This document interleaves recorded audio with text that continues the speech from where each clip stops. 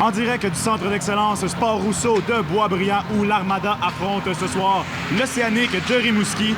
L'Armada qui tente de rebondir ce soir après une défaite de 7-5 à Québec aux mains des Remparts mardi. Anthony, un joueur qui va tenter ce soir de se reprendre après une dure sortie mardi soir, c'est le gardien Étienne Marcoux. Oui, effectivement, Étienne Marcoux va vouloir se reprendre puisqu'il a accordé 6 buts sur 28 lancés. Et ce qu'il faut savoir, c'est que l'Armada était sur une séquence de 9 victoires consécutives. Donc on veut vraiment que le gardien de but puisse se ressaisir ce soir puisqu'au courant de cette séquence, Étienne Marcoux avait accordé en moyenne 1,92 buts par match.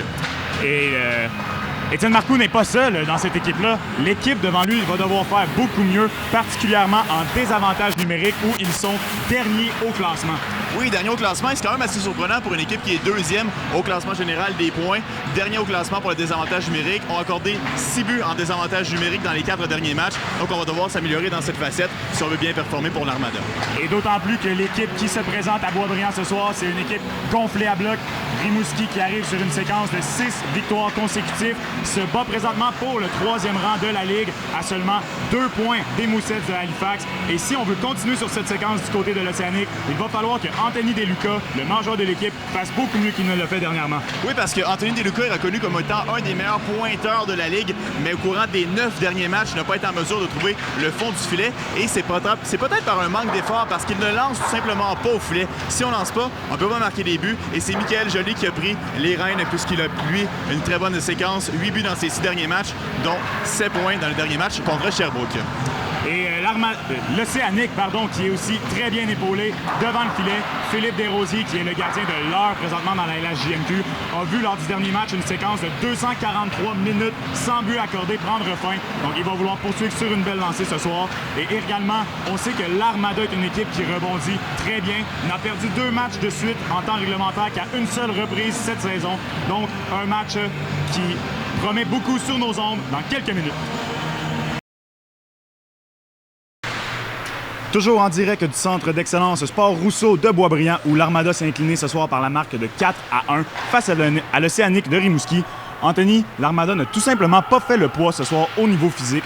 L'Océanique, c'était le mot d'ordre chez eux, intimidation, et l'Armada est tombé dans le piège. Oui, effectivement, un match beaucoup de rudesse du côté des deux équipes et on a beaucoup riposté du côté de Blainville-Boisbriand. Des petits coups de bâton se sont donnés et le joueur qui est tombé le plus dans le piège, eh bien, c'est Danick Martel. 3 punitions mineures qu'il a copées, 2 pour rudesse, 1 pour coup à la tête. Et on sait que Danick Martel, c'est un joueur qui vraiment attire son équipe dans la bonne direction. Et quand elle va dans la mauvaise direction, eh bien, c'est difficile pour l'Armada de se relever. Et à l'autre bout de la patinoire, bien que l'Armada a marqué un but rapidement en première période sur l'avantage numérique, on n'a pas su profiter de ces occasions-là en avantage d'un homme en fin de match. Effectivement, ça avait quand même bien commencé avec Chris Clapperton qui a marqué le premier but en avantage numérique sur un bon tir. Ça l'avait déjoué Philippe Desrosiers, mais par la suite, ça s'est compliqué. 1-5 au courant de la rencontre. On a eu 2 avantages distincts de 5 contre 3, dont un complet de 2 minutes. Et malheureusement, on n'a pas été en mesure de tromper la vigilance de Desrosiers. Donc, c'est un peu difficile à ce niveau-là pour l'avantage numérique de Blainville-Boisbriand. Et une des raisons pourquoi on n'a pas été capable de marquer avec l'avantage d'un homme, c'est grâce à ou plutôt en conséquence d'un très grand manque de créativité du côté de la troupe de Jean-François Houle. Effectivement, on attaquait souvent de la même façon. En fait, on tentait souvent la passe devant l'enclave et on sait du côté de Rimouski, on a des grands défenseurs. On peut penser à Leduc, on peut penser à Morin. C'est des joueurs qui ont des très longues portées, donc on s'est rapidement adapté et on bloquait les passes. Sinon, on restreignait l'Armada à tirer de l'extérieur et Philippe Desrosiers faisait les arrêts qui étaient relativement faciles. Et du côté de l'Océanique, en attaque, on avait un trio ce soir qui était tout feu, tout flamme, qui a pris le flambeau et l'a mené à bon port. Oui, effectivement, on parle du trio de Gauthier. 2 buts pour Frédéric Gauthier, Zadral et Sylvestre. 2 passes chacun pour ses coéquipiers. Donc, 6 points pour le trio, notamment le premier but du match qui est survenu dès la première minute de la première période. Sous le tout premier tir, on a réussi à déjouer Étienne Marcoux et on peut dire que ça a vraiment donné le ton au match dans la rencontre.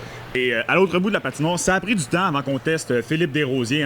Près de la moitié de la première période était passée, mais lorsqu'on a fait appel à ses services, particulièrement en fin de match, celui-ci a répondu à l'appel de brillante façon. Oui, effectivement. Philippe Desrosiers n'a pas nécessairement volé le match. Il a fait 25 arrêts sur 26 lancés qui ont été dirigés sur lui, mais quand ça comptait, il était là. On pense notamment au 5 contre 3. Il a fait un bel arrêt avec la mitaine, un arrêt droite-gauche, mais il n'a pas nécessairement volé la rencontre. C'est un gardien de but qui était bien placé, qui était bien positionné, et c'est ce qu'on attend de Philippe Desrosiers qui garde les buts de façon exceptionnelle pour Rimouski dans les dernières semaines. Tu parlais du manque justement de tir. Eh bien, le premier tir est survenu après 11 minutes en première période. En deuxième période, ça a pris 5 minutes avant de voir le premier lancer de l'Armada. Et après 12 minutes en troisième période, on n'avait seulement que 3 lancers de diriger vers le gardien de but adverse. C'est très difficile pour une équipe de marquer des buts et de créer de l'offensive dans de telles circonstances. Et l'offensive de Rimouski a pris feu un peu d'une drôle de façon, un drôle de but en deuxième période. Oui, effectivement, ça allait un peu nulle part en deuxième période. Une attaque qui était dissimée des deux côtés, vraiment une période très décousue, mais c'est un but poubelle, comme on aime les appeler, de courte manche, qui a vraiment donné les ailes à Rimouski. Et c'était à ce moment-là 2-1. Et malheureusement, l'Armada de Blainville-Boisbriand n'a pas été en mesure de se relever de cette épreuve. Et l'Armada qui s'incline pour un deuxième match consécutif en temps réglementaire. On vous rappelle, Sonil, que la deuxième fois que ça arrive cette saison. Ils ont également raté une très belle occasion de reprendre le premier rang des mains du Dracard de Bécomo qui, eux, se sont inclinés par la marque de 8-4 face à Gatineau ce soir. Pour notre part, on vous retrouve ici même à Boisbriand samedi prochain alors que l'Armada recevra la visite des Voltigeurs de Drummondville.